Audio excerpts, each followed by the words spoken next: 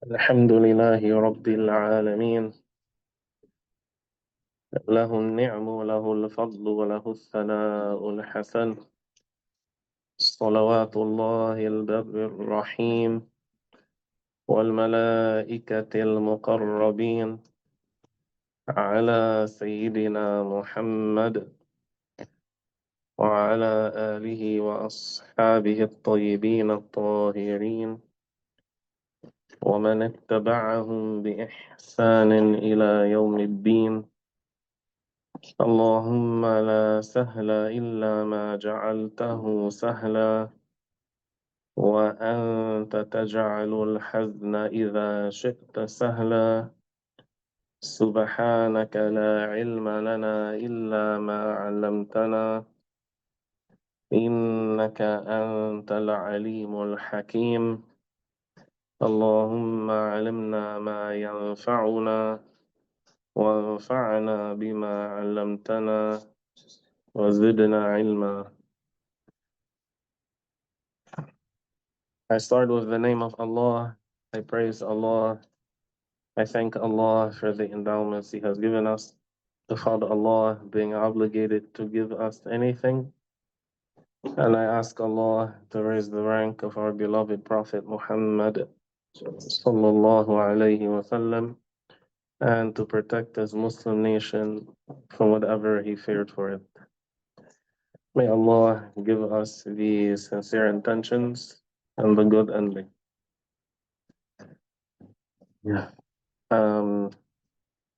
So inshallah, we'll pick up from where we left off. I forgot my reading glasses, so you'll have to be a little patient with me while I squint. So we left off in the printed book on page 35, the first paragraph on page 35. So the author, may Allah have mercy upon him, just as a reminder, we're talking about the conditions for the marriage contract itself. So the author, may Allah have mercy upon him, he said that among the rulings of marriage is that it is not permissible for a Muslim woman to marry a non-Muslim. So a Muslim woman can only marry a Muslim man, without exception. This is a general rule that stays general. There's no exception to that. Under no circumstances can a Muslim woman marry a non-Muslim man. And we already stated in our last class that it is permissible for a Muslim man to marry a Kitabiyya, a woman from Ahlul Kitab. But this is disliked. It's permissible, and a contract is valid, but it is better not to do it. And one should be aware that not every person you might think, especially in a country like this, not every person who claims to be a Christian or a Jew is, as far as Islam is concerned, a Christian or a Jew. Okay? So if a Jewish person changed their religion to Christianity, Islamically, we do not treat them as if they are a Christian. Rather, they are treated as an apostate. They cannot marry. Their marriage is not valid to anyone. The food that they slaughter cannot be eaten. According to some scholars, their business dealings are not valid. In fact, all of their assets are seized. They have no right over their wealth anymore, according to some scholars. So even buying something from a person like that, according to some scholars, is not valid. Is not valid. And vice versa. So one who was a Christian who changed their religion to Judaism, they are treated as an apostate, not as a Jew. So you cannot marry a man, a Muslim man cannot marry such a person. And there are other um, details. For example, I'll mention two and then move on. If one is a Christian only in name, and there are many people who are agnostics, they say they don't subscribe to any quote unquote organized religion. A Muslim man cannot marry a person like that. Let's say Zindiq, someone who has no religion. They're not an atheist because they're not denying the existence of God, but they have no religion. This is a Zindiq. So it's not valid to marry such a person. This is one issue. So if they say, well, I was raised a Christian, but I don't really believe, then they're not a Christian. They're not a Christian. The Christian is the one who believes that Jesus is God, وَالْعِيَاذُ بِاللَّهِ, or that God is one of three, one of three. This is the Christian.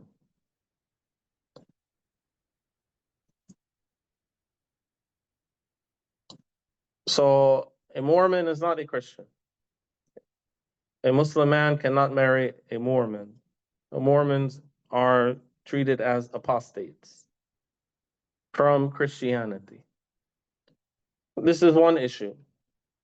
The other issue, and this is important, is it is common in this country and in countries where there are Muslims and Christians that young Muslim men would go to the Christian neighborhoods and marry a Christian woman just for intercourse.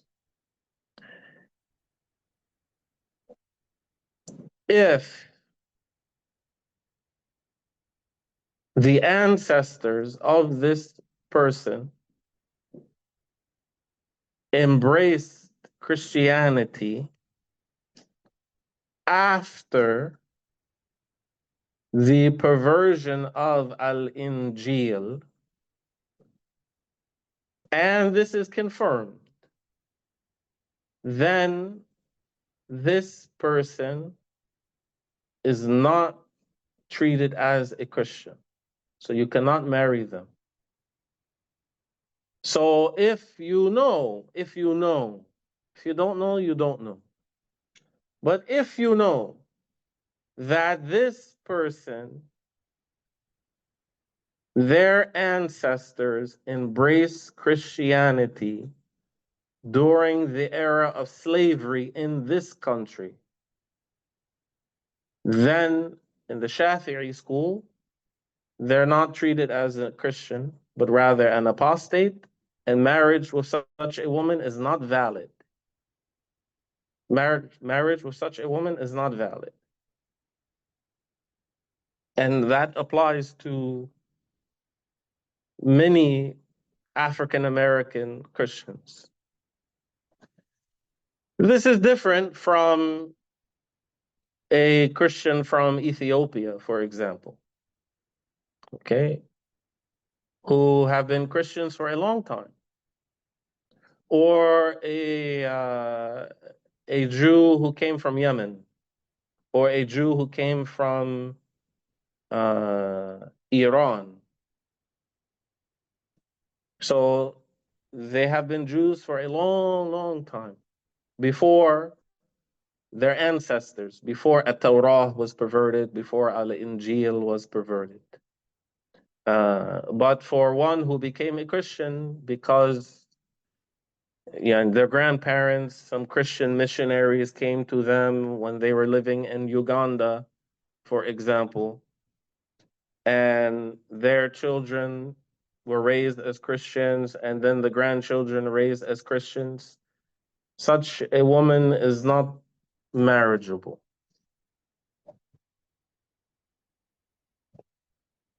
This is the Shafi'i school. And the Hanafi school, they say something different. But even what the Hanafi say, there is an issue here regarding whether such people are considered Ahlul Kitab, really. So, be aware.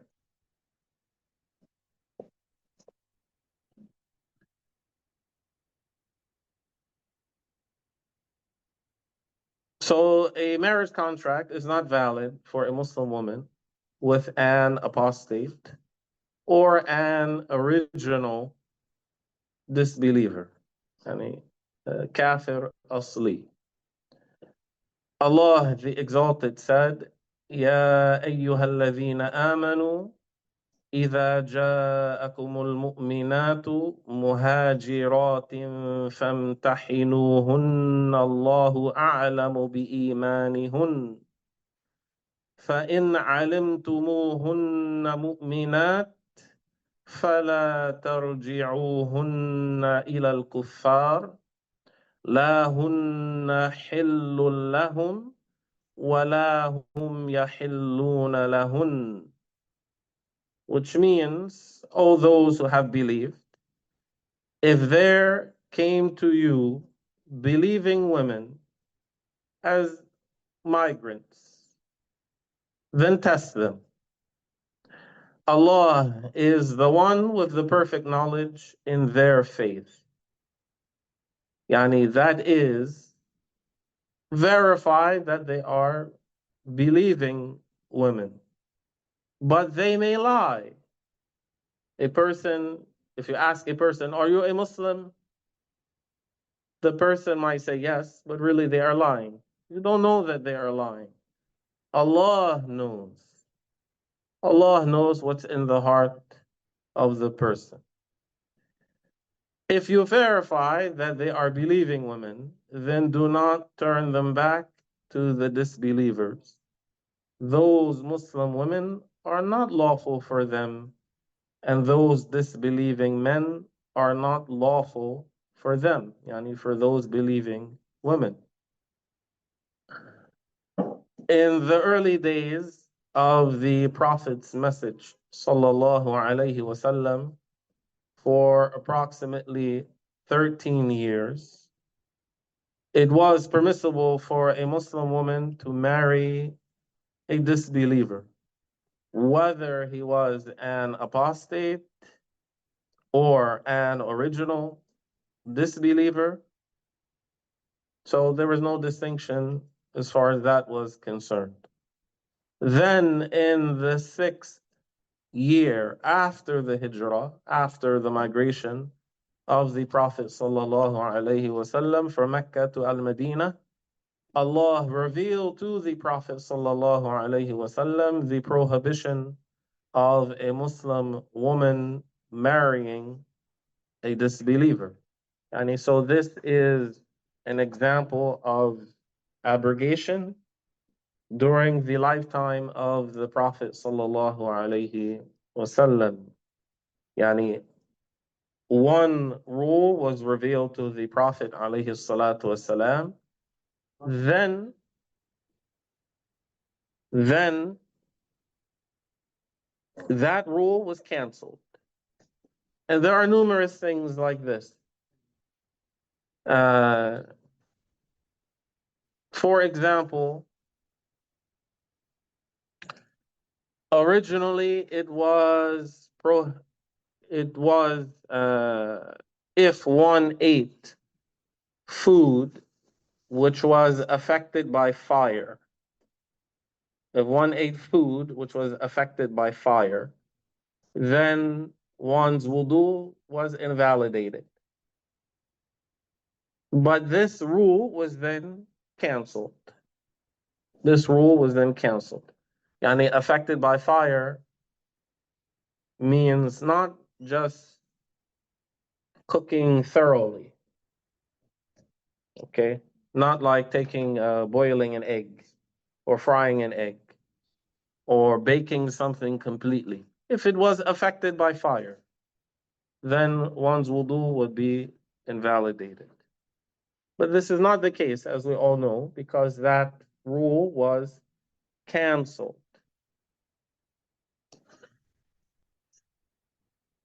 Prior to that, it was permissible, according to the Sharia of our Prophet Muhammad sallallahu alayhi wasallam.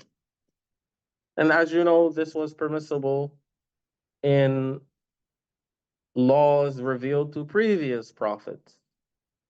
There is a very famous Muslim woman who is mentioned in Al Quran who was married to a blasphemer who is also mentioned in Al Quran.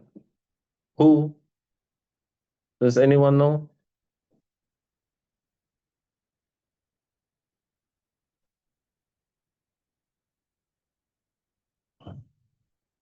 She has an entire continent named after her.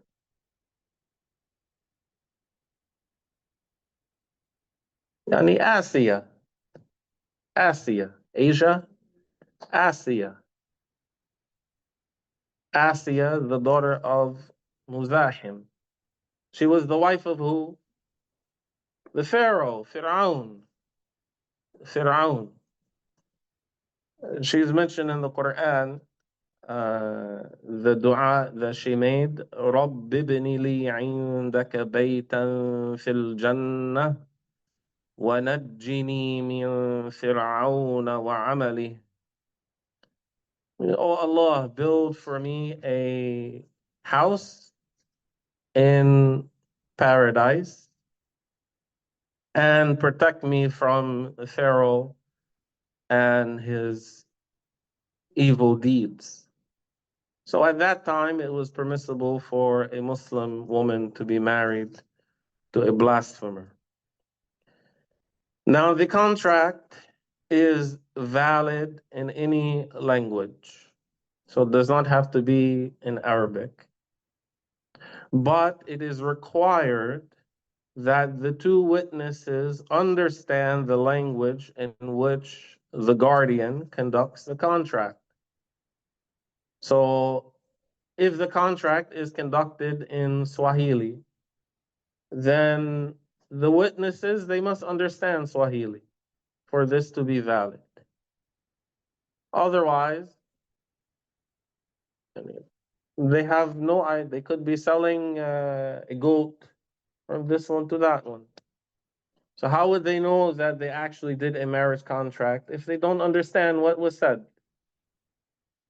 And as we said previously, when we first started the book, the term nikah or tazweej, or the translation that gives the same meaning of those two words, must be used. Like matrimony, like wedlock or marriage. Merely saying, for the guardian to merely say to the groom, I give you my daughter. And he says, I accept. This is not valid. This is not valid.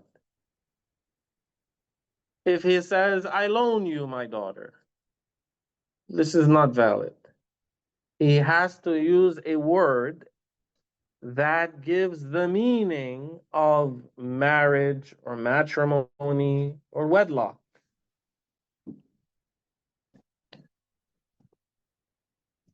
It is required for the guardian and the two witnesses the following. They must be Muslims, as a disbeliever is not fit to be a guardian in a marriage contract. So the two witnesses must be Muslim, and the guardian of the Muslim woman must also be Muslim.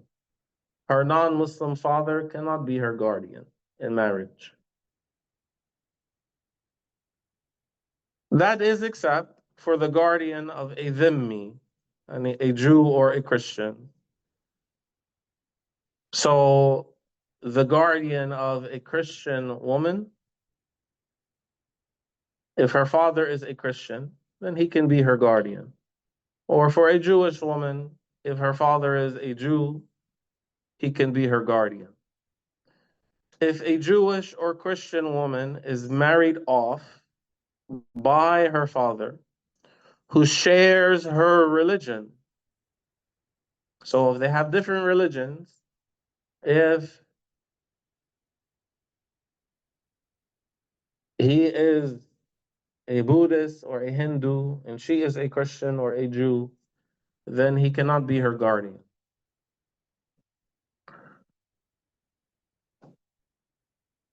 So if a Jewish or Christian woman is married off by her father, who shares her religion, to a Muslim, the contract is valid. They must be religiously responsible, meaning they must be pubescent and sane. Thus, a child or an insane person cannot act as a guardian. Yeah, they cannot be a guardian or witnesses. So insanity is obvious. We're not talking about one who does not have the faculty of the mind. This is the insane person. We're not talking about level of intelligence. That's something different. We're not talking about they must be free of any type of mental defect. You may have a person who is slow to understand, but they are not insane. You might have someone who is severely handicapped, but they're not insane. As for puberty, for the male, and we already said in the Shafi'i school, the witnesses for the marriage contract must be males, not females. So the pubescence of a male is judged by one of two things, whichever one comes first. Either they have a wet dream,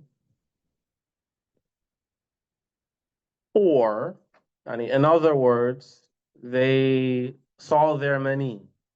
They had an ejaculation, an actual seminal fluid came out, whether they were asleep or awake. So either that occurred, or they reached the age of 15 lunar years. 15 lunar years, which is approximately 14 and a half solar years. So if they are 6 years old, then they cannot be a guardian or a witness. And if they are insane, they cannot be a guardian or a witness.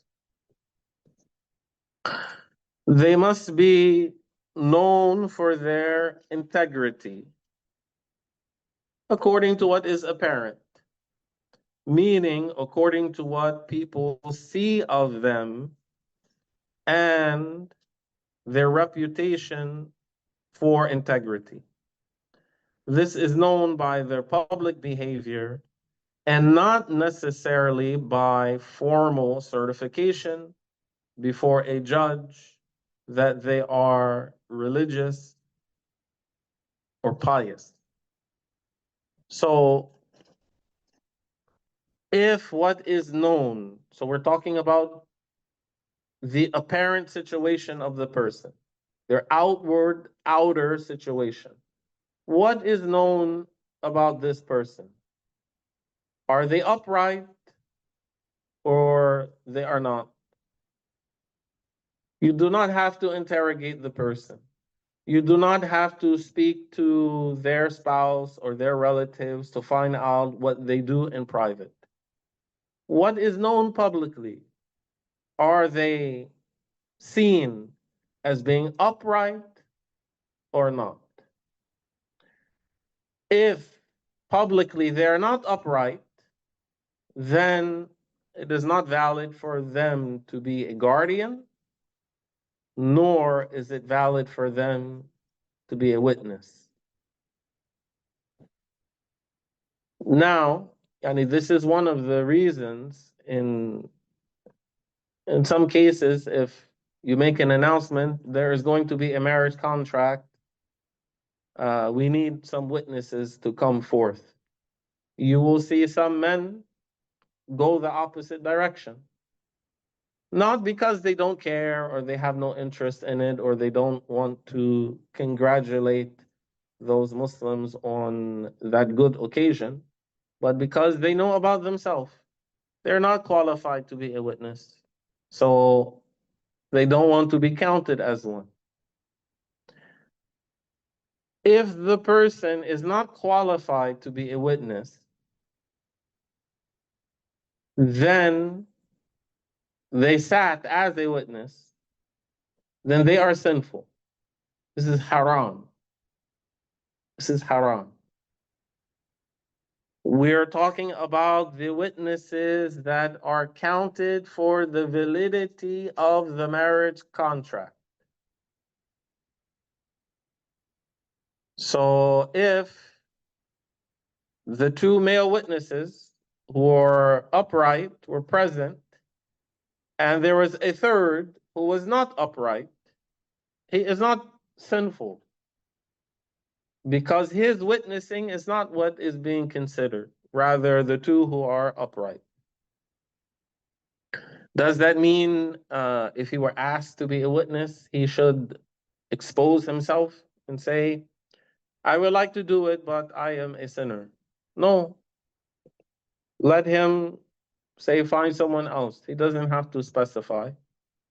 It is not good for one to expose their sins without a valid reason. What is recommended is to hide your sins, to cover them up. Allah covered up your sins from the people. So why would you uncover them? Now, what if a person was not trustworthy, they were not upright, and they sat as a witness for a marriage contract? Does this invalidate the marriage contract? In other words, if they go to the Muslim judge, if there were one, and they say, we found out that this person was not trustworthy when the marriage contract was conducted. The judge does not invalidate the marriage contract. The marriage contract remains valid.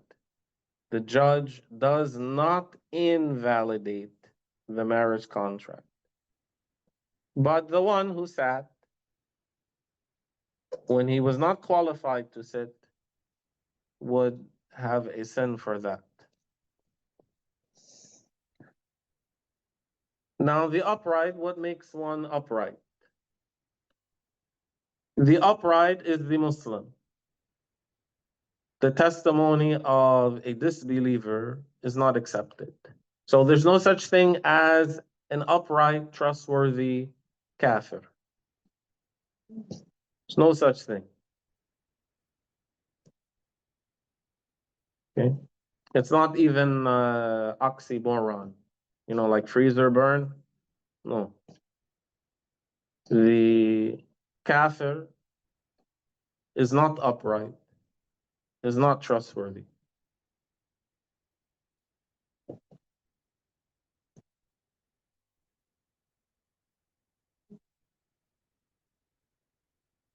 They are not even qualified to be entrusted with watching someone's shoes. So how would they be qualified to witness a marriage contract? Again, we're talking about what? The two who are required for the marriage contract to be valid. We're not talking about extra people. The extra people, if they are there, they are there. But for the contract to be valid, we need two Muslim, male, upright, trustworthy witnesses.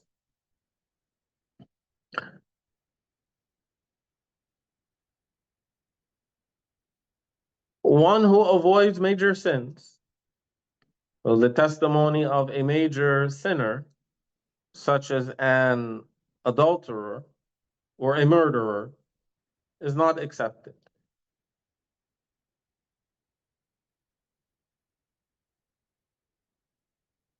Nor is the testimony of one who persists in minor sins accepted. The one who maintains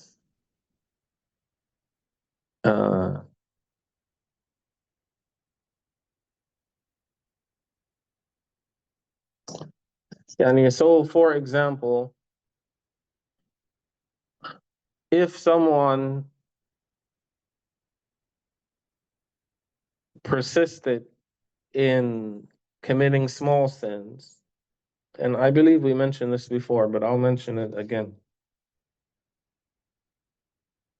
If they committed so many small sins to the point that their sins outnumbered or outweighed their good deeds, then an enormous sin is then written on them.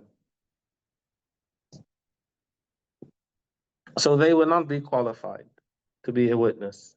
And we're not talking about a person spent a whole day or a whole week necessarily sinning. It is not by a specific period of time.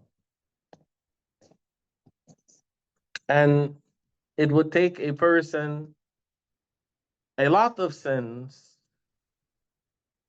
and a lot of invalid good deeds or no good deeds at all.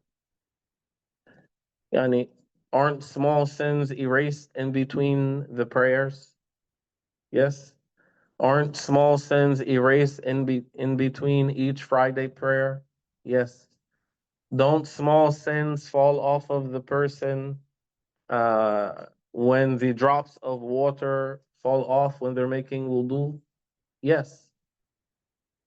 There are, Allah said in Al-Quran, "Innal hasanati yudhhibna as-sayyi'at," that surely the good deeds nullify the sins, as-sayyi'at, the small sins specifically. So there are many good deeds that a person does that small sins are being erased. So one would have to be practically drowning in sins without doing any goodness to reach that point. And this is why an enormous sin would be written if they reach that level.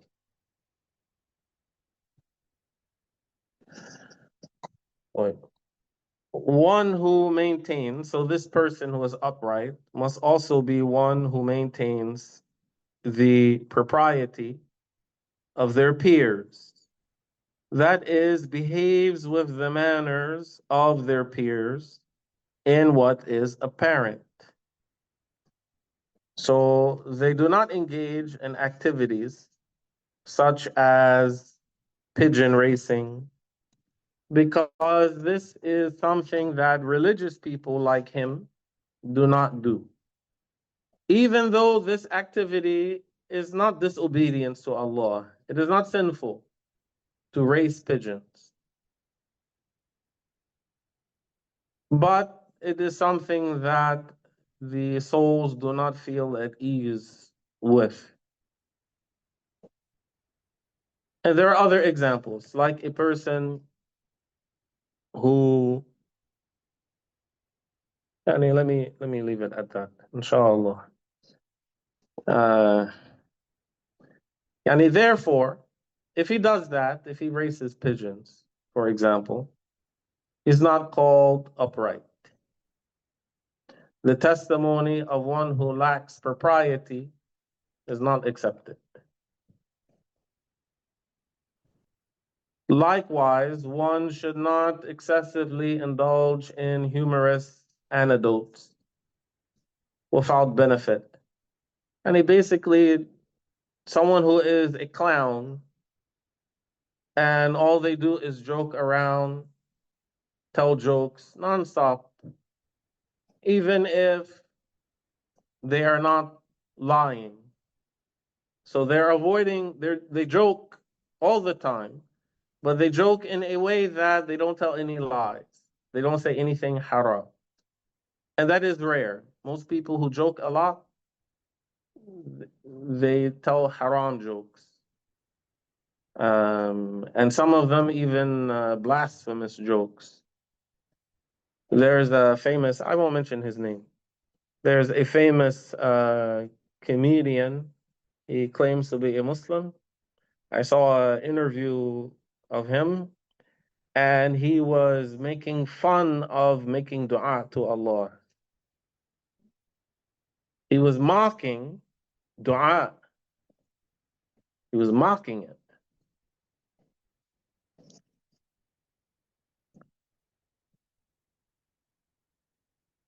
In Al-Quran, Allah says, وَلَئِن سَأَلْتَهُمْ لَيَقُولُنَّ إِنَّمَا كُنَّا نَخُوضُ وَنَلْعَبُ قُلْ أَبِاللَّهِ وَآيَاتِهِ وَرَسُولِهِ كُنتُمْ تَسْتَهْزِئُونَ لَا تَعْتَذِرُوا قَدْ كَفَرْتُمْ بَعْدَ إِيمَانِكُمْ. If you were to ask them, they will say, we were only joking and messing around. They'll say, we were only joking. We were only having fun.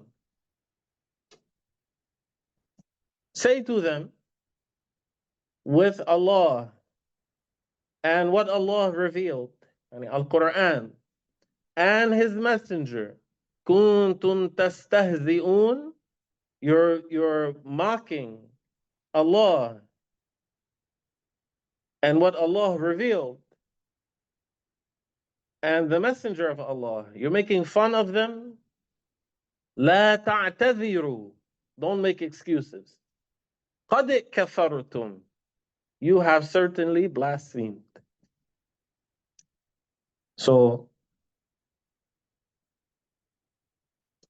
you don't have to be sourpuss. You don't have to be like uptight. You don't have to live a life devoid of joy and fun.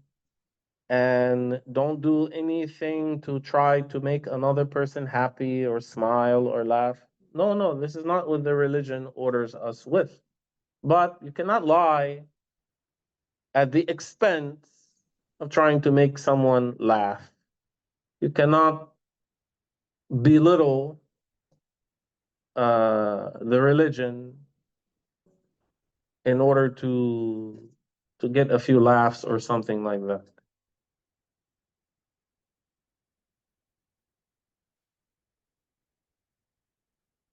So, likewise,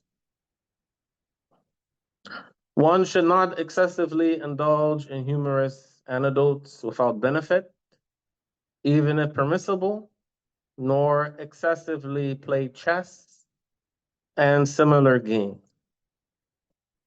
Why is chess mentioned? Does anyone know? Why is chess mentioned? Yes, because the one who plays chess a lot, it takes a lot of time. And you are not created for that. It there's no the amount of time that one would spend playing chess and excessively hours and hours and hours at a time is not a good thing. Even if they're not committing a sin, but all of those hours passed and they were not obeying Allah. They were just wasting their precious time.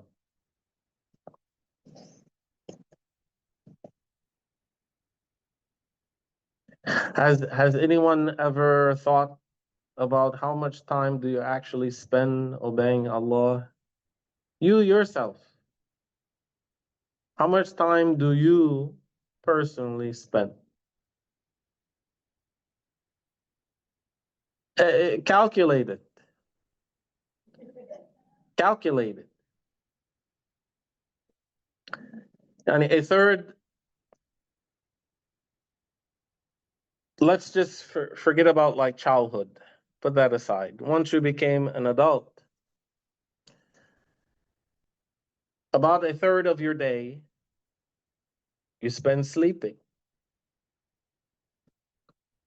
So now you're talking about a third of your lifetime has already put that aside.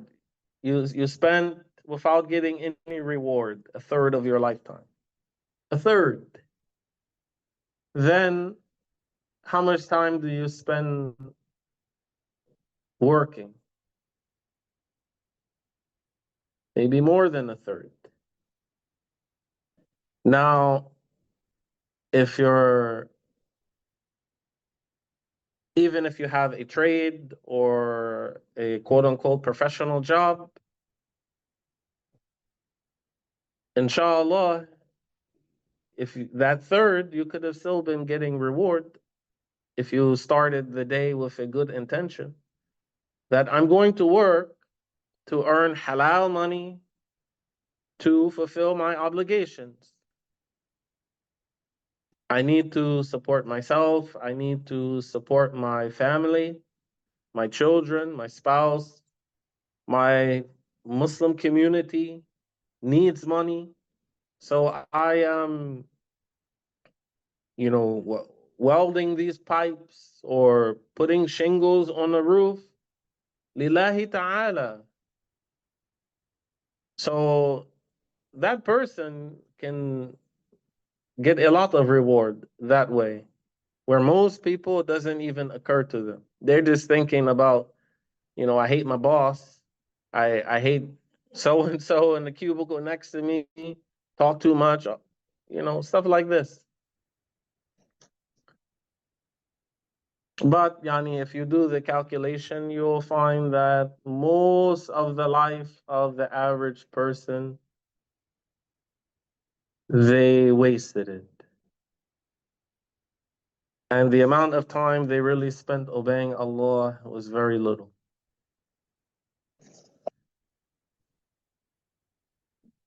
The the author says the occupation of a garbage collector prevents uprightness in the context of witnesses, unless necessity has led him to that.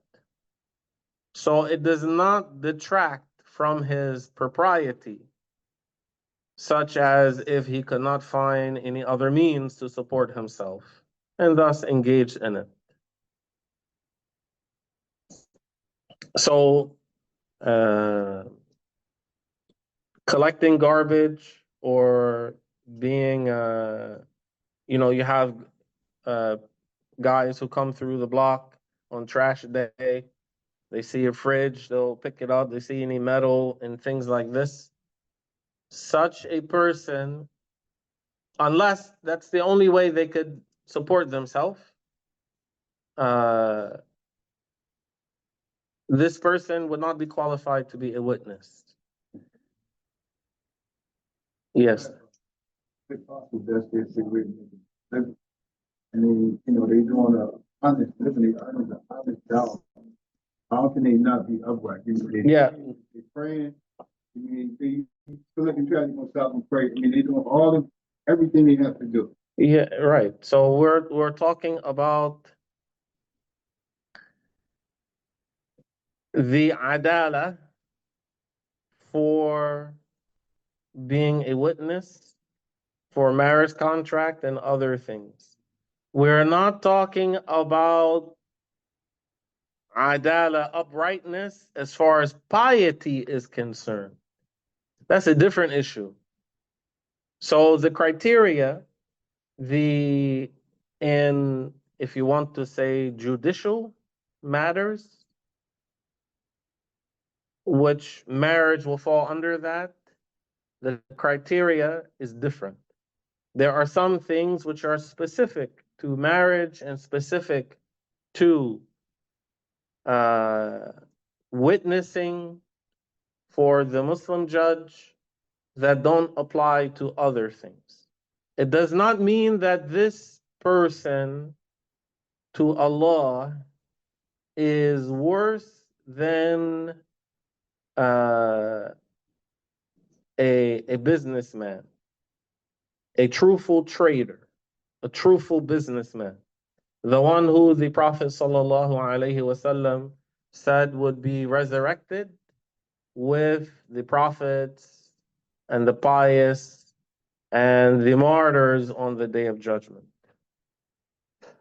So these are two different issues.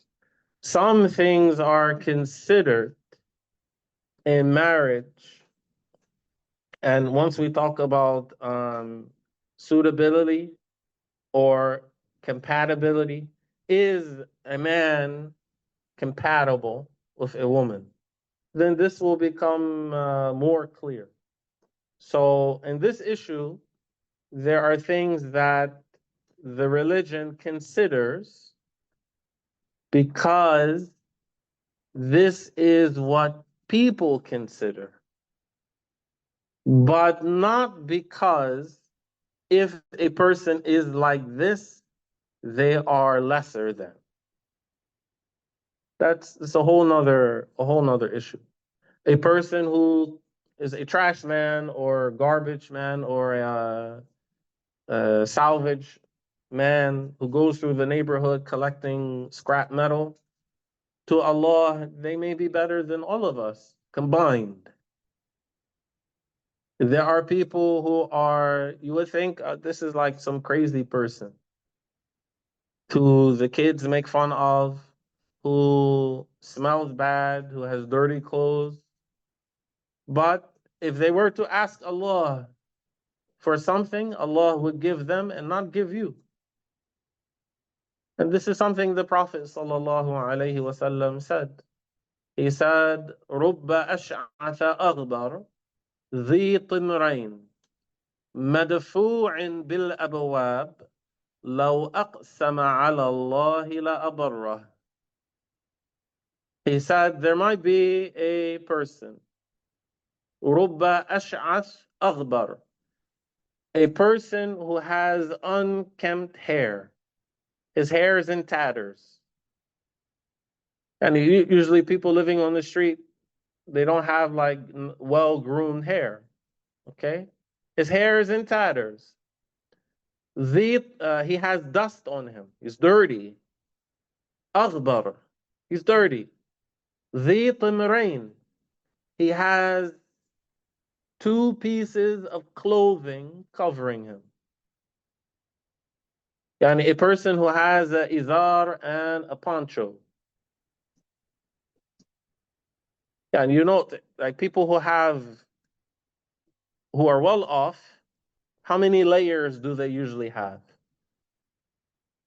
I'm not even talking about the sisters. Usually the sisters have many layers. But even men, he has the undershirt, and then he has the regular shirt, and then he has the the outerwear, and he has socks, and then he has long johns and this and that. But this person with a nappy head, dusty, only two pieces of clothing to cover himself because of his severe poverty. مدفوع بالأبواب. If he were to come to your door, you turn him away. If he comes to the door, you turn him away. This is how the Prophet ﷺ described him. But then he said, لو أقسم على الله, if he were to ask Allah for something, لأبره, Allah would give him exactly what he asked for. And he's not insane, which means he could ask. He's not insane. He could ask Allah to relieve him of the severe poverty that he is in, but he doesn't. So to Allah, such a person could have a high status. So one should not think, because you sit at a desk or you have your own business or something like this, that you are better than a person who rummages through garbage to make a living.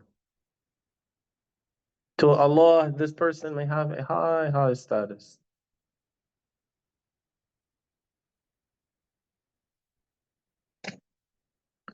I'm sorry, you have a question? No. I'm listening to what you're saying, and everything that you're saying. However, so, understanding about. Yeah, yes, the question was answered. So okay. What the person who chooses to do that, not out of necessity, okay? If the only way, because we said we're not talking about if he does it out of necessity. Necessity means he has no other means of earning money. The only thing he found to earn money was this. We're not talking about that. We're not talking about that. We're talking about a person who does it not out of necessity. That person would not qualify because this is what the religion says. That's, yeah. Okay.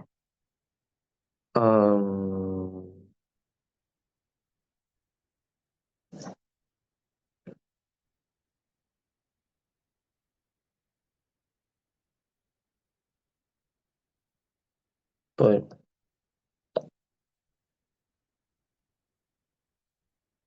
so let me read this paragraph again. So the occupation of a garbage collector prevents uprightness in the context of witnessing. So there's qualification there. Unless necessity has led him to that. So it does not detract from his propriety. That is, if he did it out of necessity, such as if he could not find any other means to support himself and thus engaged in it.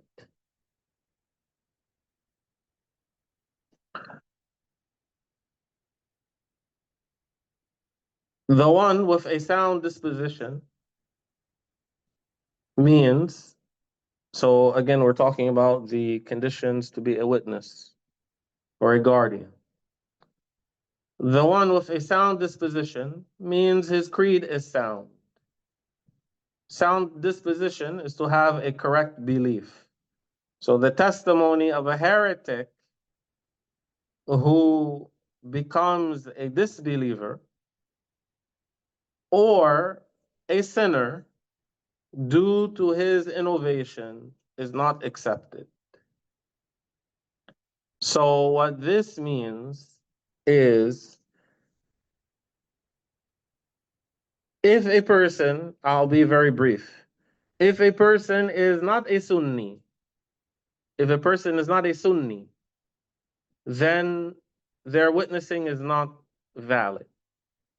They must be a Sunni. The one who is not a Sunni, then he is a heretic. His heresy, either it led to blasphemy or it led to what is less than that.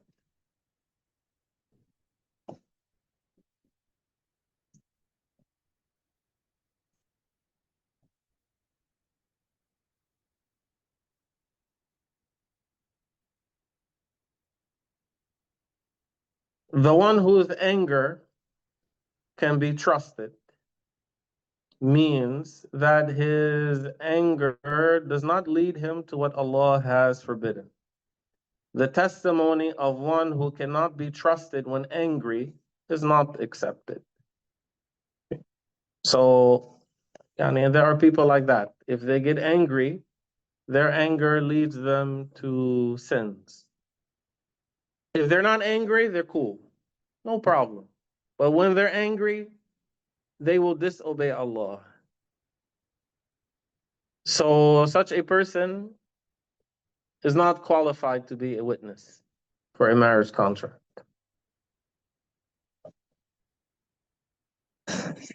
Wallahu subhanahu wa ta'ala a'lam. Inshallah, let's stop here because the next section goes into the case of the father specifically, and there are specific details that relate to the father that does not relate to others. Yes. Wa alaikum assalam. Was a woman married, back in the day, non-Muslim? Was she forced to do that? Or was it What do you mean force? like, if she didn't want to do it, is it still permissible for her to get married? Like you said, she's, what should I say? I don't know. I'm saying, like, she was able to marry her before, but maybe she didn't want to marry and then, but can someone just make her still be married to? A woman cannot be forced to marry someone except in the case of the father or grandfather who marries off his virgin daughter. And there are other conditions.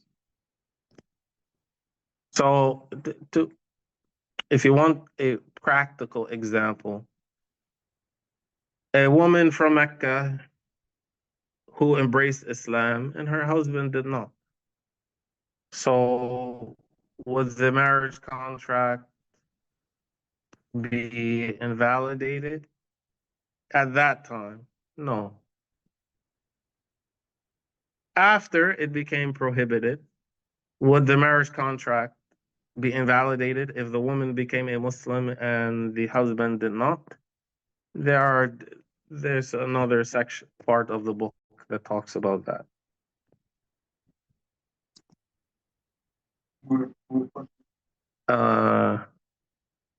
Hold on. Someone said, what about a male nurse? A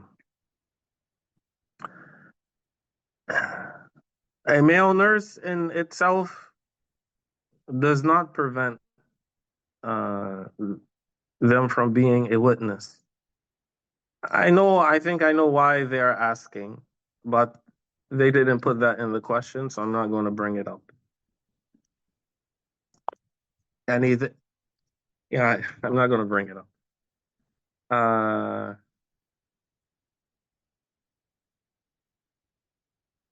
Yani whether they work in a hospital which is run by kuffar or not, adults hospital or children hospital, merely being a nurse does not prevent one from being a witness in the cases of marriage.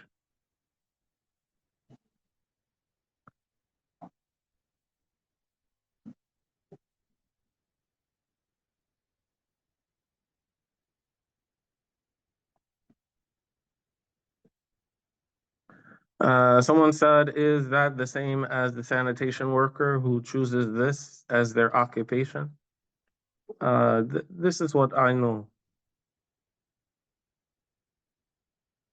Yani you do have some people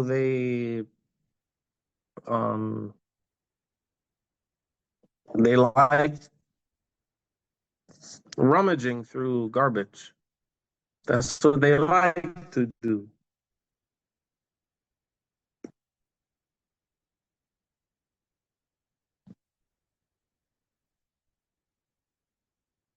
Someone said, yani if you have a question, now is the time to ask. Someone said, I missed a section of the heretic. Can you repeat? Okay, so you know the hadith in which the Prophet ﷺ said that his nation would divide into 73 sects, and all of them are in hell except for one. Okay, and he described that one group in different ways. In one version of the hadith, he said, those who are upon what I am upon and what my companions are upon. So those people were called Ahlul Sunnah, the Sunnah of the Prophet and companions. Sunnah meaning way of the Prophet and companions. In other versions of the hadith, he said Al-Jama'ah. In other versions, he said Al-Jumhur. In other versions, he said As-Sawad al-A'zam. Al-Jama'ah means the majority. Al-Jumhur means the majority. As-Sawad al-A'zam means the vast majority. So Ahl Sunnah wal Jama'ah was called that because of this hadith and how the Prophet described who are the saved people. So when he said that 72 of these groups will be in hell, kulluhum finnar, does that mean like the kafirs, the kuffar, or does that mean they will necessarily go to hell, even if they are not kuffar? So there's difference of opinion. According to Imam Malik, radiyallahu anhu, all of them are kuffar. So the Shia, kuffar. The Khawarij, and there are 20 different types of Shia. The Khawarij, kuffar. There are 20 different types of them. The Mu'tazila, kuffar. Qadariyah, all of them, kuffar. And there's 20 groups of them. And then the rest who are not Sunnis, all of them kuffar, according to Imam Malik. Imam al-Shafi'i, he says that the scholars among these groups, the scholars, they are kuffar. So Al-Khamenei or Al-Khomeini, yani the one alive now in Iran, it's called Al-Khamenei. The previous one, Al-Khomeini, kafir, both of them, according to Al-Shafi'i. The scholar among, well, I'm not going to mention any other group. So the scholars among deviant groups, all of them kuffar. But what about the lay people?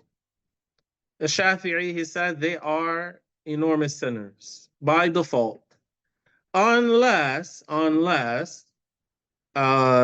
it became known that they had a belief that took them out of Islam, then we would say they're not Muslim. Now,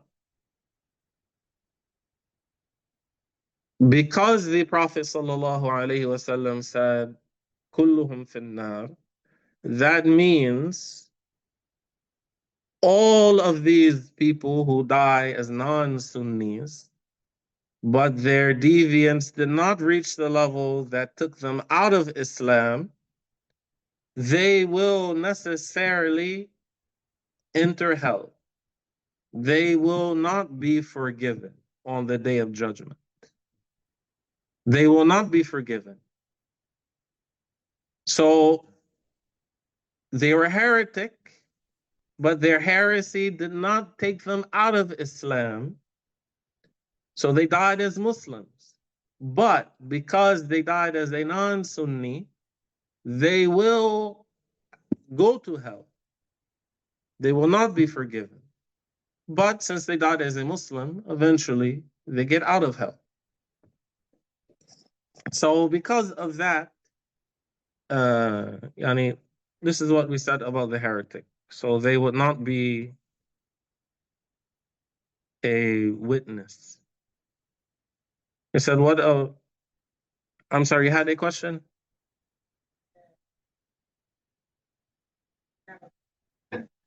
Okay. Yes.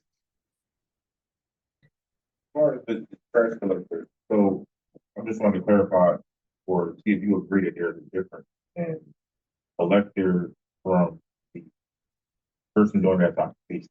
And the example is they, as a collector, remember the anchor son.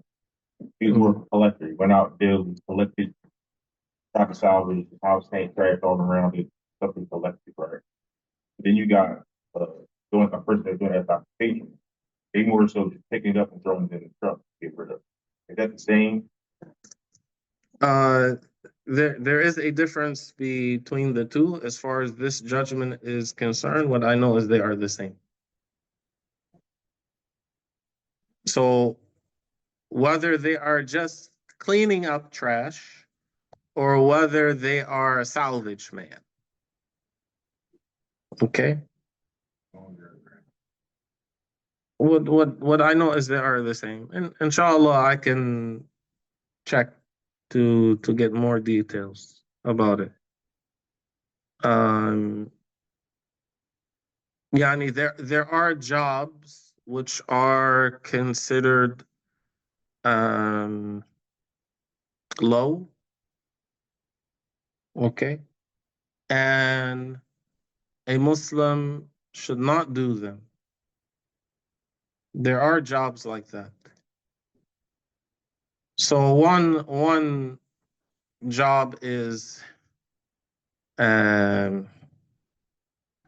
if there was a position and in a hospital and the position was to clean up after a patient soiled themselves. Okay? For example, this is a low job. So and it is originally not permissible for a Muslim to do this for a kafir. A Muslim does not wipe the behind of a kafir.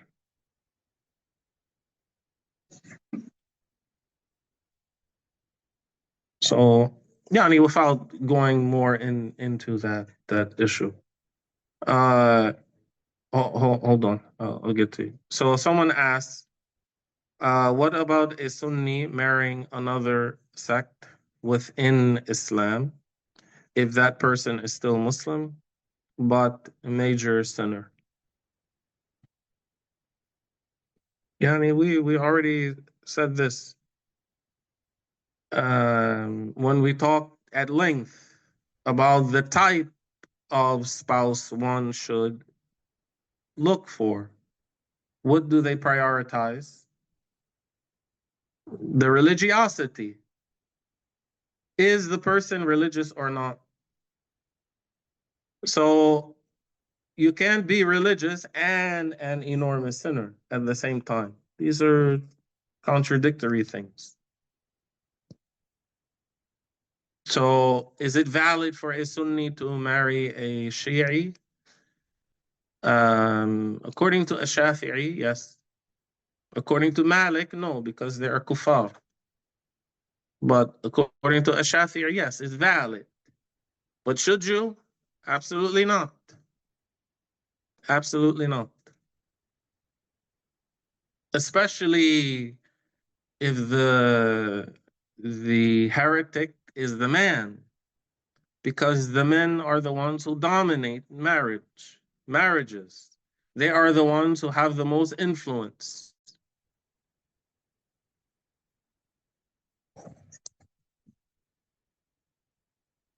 Yeah, yes. Wait, he had a question.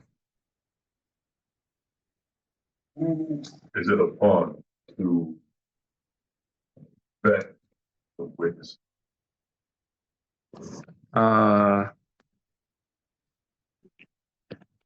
It's not. We go according to what is apparent, what is known about them publicly. So you don't need to do any vetting. And if it's But yani, they vet themselves. So if you know about yourself, you're not upright, then you cannot stand as one of the witnesses which are required for the marriage. If you are the third person or the fourth person or the 10th, that's fine.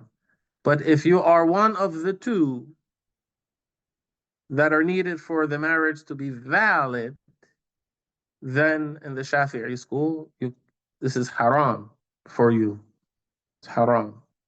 In the Shafi'i school.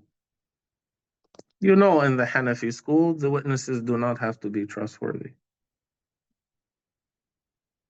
And we talked about it. We mentioned the hadith.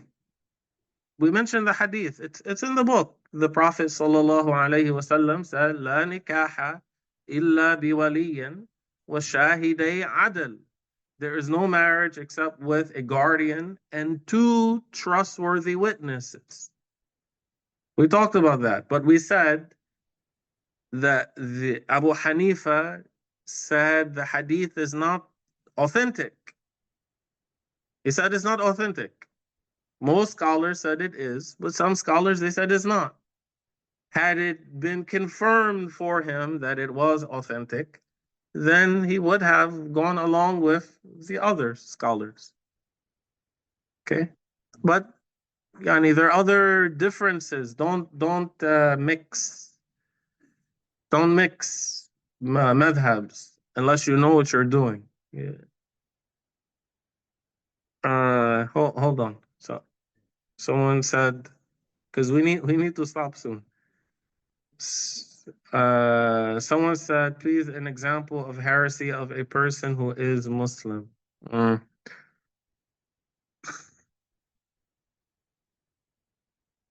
Okay. I'll give you an example.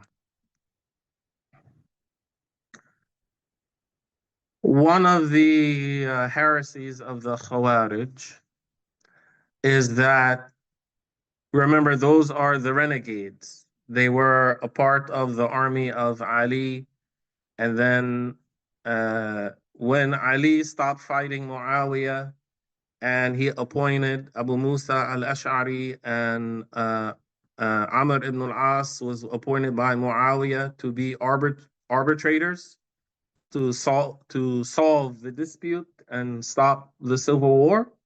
So there was a group of people in the army of Ali who said that what he is doing is against what is in the Quran. He is supposed to rule by the law of Allah, not by what is determined by these two people. Therefore, they said Ali is a kafir. They made takfir on Ali. This misunderstanding of theirs led to their heresy. But in this issue, they were not judged by the companions as blasphemers. That's not their only issue. There are other issues in which some of them were judged as kuffar, And this is known by hadith. Didn't the Prophet say about the Khawarij, Kilabun Nar? They are dogs of hell.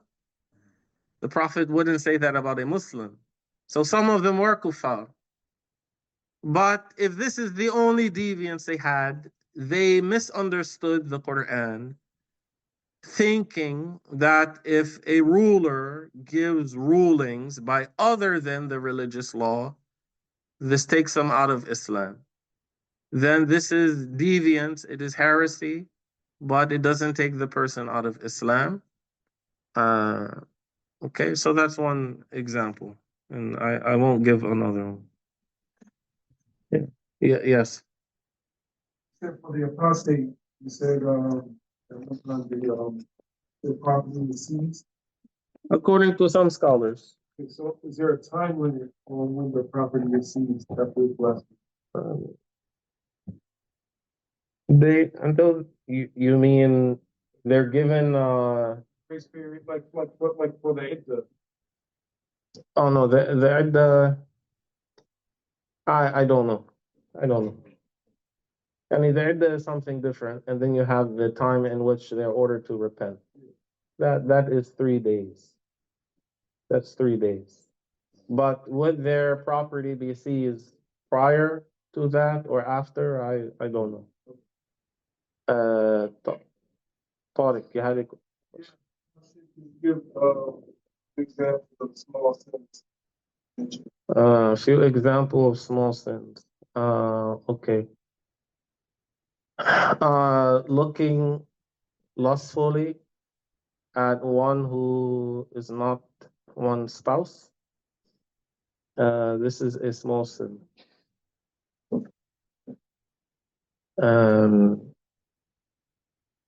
Lying,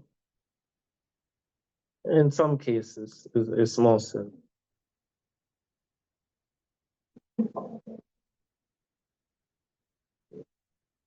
I mean, this goes fine. Yeah. Uh-huh. All right. I mean, Rafiq. Yeah. Yes. As far as the witnesses, say if the witnesses have to be identified for it to be for them to be accepted as witnesses, or say if in a large Muslim and someone decided this is how to get married, right? They everything else will be very cool, but you have a room full of 50 people in there, 50 Muslims in there. Mm-hmm. And they perform the wedding without saying this person and this person is the witness. The wedding still. Let me review it.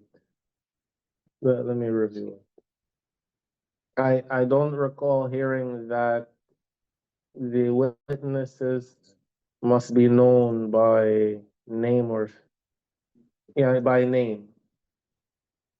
Do they need to be known by name? I don't recall hearing it, so I'll review it. فسبحان الله وبحمده وأشهد أن لا إله إلا الله وأستغفر الله وأتوب إليه. بارك الله فيكم وأحسن الله إليكم. Inshallah, we'll continue next week.